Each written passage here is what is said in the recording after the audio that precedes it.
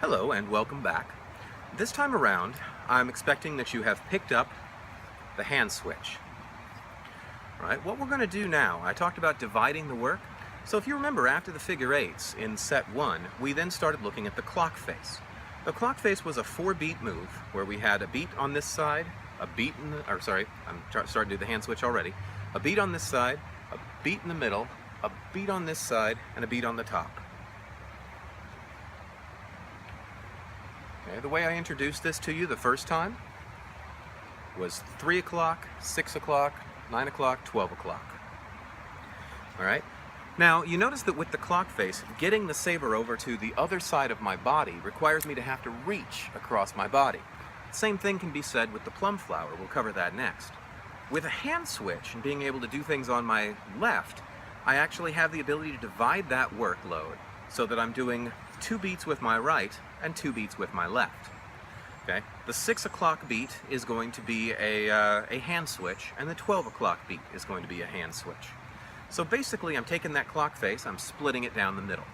Right? I have a beat over here, a beat with a hand switch, a beat over here, and a beat with a hand switch. Okay, now I stalled a little bit long over here because that's the tricky one. I'll talk about that in just a second. But beat, hand switch, beat, hand switch, beat, hand switch, beat, hand switch. And that is a split clock face.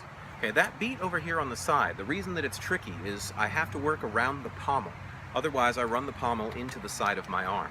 So for that, after that hand switch, to get that other beat, this thing's going to want to tie me up. Okay, so I got to pop it to the other side of my wrist. I got to go from here to here in order to complete that beat. Now this is the tricky bit, and if you try this at speed before you've mastered the movement, you're going to hurt your wrist. So one beat, hand switch, another beat, hand switch. Hand switch, beat, hand switch, beat, hand switch, beat, hand switch. The easiest way to do it also is, well, this one can be horizontal. Horizontal sort of, well, I guess not horizontal, but parallel to my body, going straight that way. This one, to get my wrist around it, I've got to bring it out in front just a little bit in order to accomplish that. So be careful of that side, but at least get used to the idea of doing things with your left hand before you pass it back. One of the things that I see people doing with hand switches is so often they'll get it in the left hand, and then the left hand doesn't know how to do anything. So it immediately just switches back to the right. So all we're doing with the left hand is we're just doing fancy moves with the right, moving it to the left hand, and then moving it right back. Okay, that's kind of a bad habit.